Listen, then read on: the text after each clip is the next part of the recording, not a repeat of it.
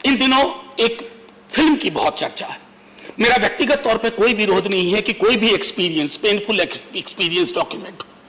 मैंने खुद देखी है वो फिल्म, मैंने परजानियां भी देखी है, मैंने राम के नाम भी देखी है, मैंने ट्रायम्फ ऑफ विल देखी है जो लेनी रेफेंसल ने बनाई थी जर्मनी में। मैं सिर्फ इतना कहना चाहता हूं सर, इस देश के भारत माता की छाती पे बहुत दाग है।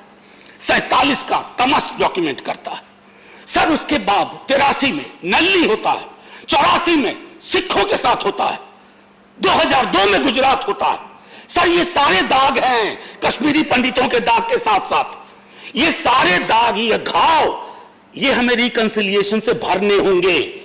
एक घाव और दूसरे घाव के बीच में तेजाब डाल करके आप कुछ नहीं हासिल करेंगे। भारत माता और लहूलुहान होगी, और जब लहूलुहान होगी ना सर, तो कुछ भी नहीं बचेगा, क्योंकि वोट की फसल का भी एक थ्रेशोल्ड वैल्यू है। आप सर, अनिल भाई, मैंने टोका नहीं था, बस कुछ 2-3 बातें कह के बैठ जाऊंगा, आप चिंता ना करें प्लीज सर।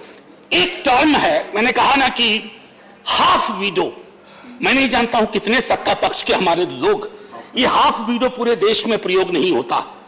ये हाफ वीडो, ये कश्मीर की हकीकत है। ये हाफ वीडो कौन है? APDP, association of parents of disappeared persons. ये टर्म पूरे भारत में उपयोग नहीं होता है, कश्मीर में होता है। मैं इसलिए कह रहा हूं कि मेरी चिंता को, मेरी आलोचना को अपनी वैचारिक आलोचना मत समझिए। मैं कल सदन में नहीं रहूंगा, आप में से भी कई लोग नहीं रहेंगे, लेकिन कश्मीर होगा, कश्मीरियत होगी, इंसानियत होगी, क्योंकि अटल जी से ज्यादा कोई नहीं जानता था। आपके दल में सबसे बड़े नेता, चुनाव भले कोई और जीत जाए, लेकिन आपके दल के सबसे कद्दावर नेता अटल बिहारी वाजपेयी थे और रहेंगे। और उस अटल जी ने न सिर्फ बोला, लिखा कि इंसानियत, कश्मीरियत, जमहूरियत, इससे बड़ी चीज क्या हो सकती है? किन चीज के लिए? For how many gold coins? We are losing that plot. That concerns me. That worries me, sir. And finally, sir, क्या कहूं, तारतम्य अनिल जी आपने बिगाड़ दिया मेरा थोड़ा। सर, नहीं, बस सर एक आध मिनट लूंगा। सर, मैं कुछ चीजें शेयर करना चाहता हूं।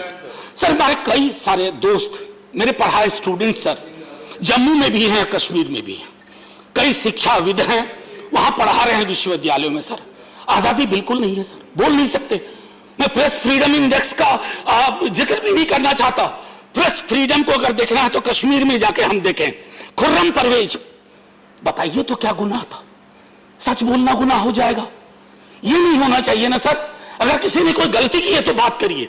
मैं ये कहना चाहता था, और आखिरी में सर, जब कश्मीर फाइल्स पे लोगों ने कहा, मेरी एक स्टूडेंट थी सर, एमफिल साइमा रहमान, वो रेडियो जॉकी है। हम लोग बैठ के बात कर रहे थे कि किस विषय पे किया जाए एमफिल, उसका एमफिल। हमने कहा कश्मीर पंडित पे करो। ये बहुत पहले की बात है, आप सरकार में नहीं आए थे, मतलब ये वाली मोदी जी की सरकार नहीं आई थी। सर, पूछा उसने क्यों? मैंने कहा कि एक मुसलमान लड़की कश्मीरी पंडित के दर्दो गम को समेट करके लोगों के समक्ष रखेगी, ये हिंदुस्तान है सर। और हमें बता रहे हैं लोग राष्ट्रवाद, ये राष्ट्रवाद। सर, मैं आखिरी टिप्पणी यही करूंगा प्लीज, कि sir,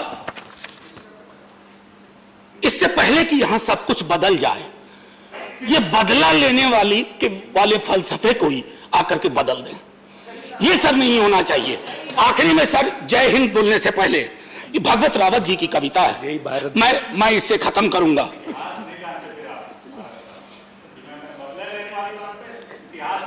Neeraj ji, no, you please continue here. Address the chair and conclude it. Neeraj भाई ना हो तो सदन नीरस लगेगा। No, please conclude. भगवत रावत, पता नहीं आने वाले लोगों को दुनिया कैसी चाहिए, कैसी हवा, कैसा पानी चाहिए, पर इतना तो तय है, इस समय दुनिया को ढेर सारी करुणा चाहिए। इस देश में भी कई घर में यूक्रेन बना पड़ा है सर, कई राज्यों में यूक्रेन बना पड़ा है। जय हिंद सर, थैंक यू।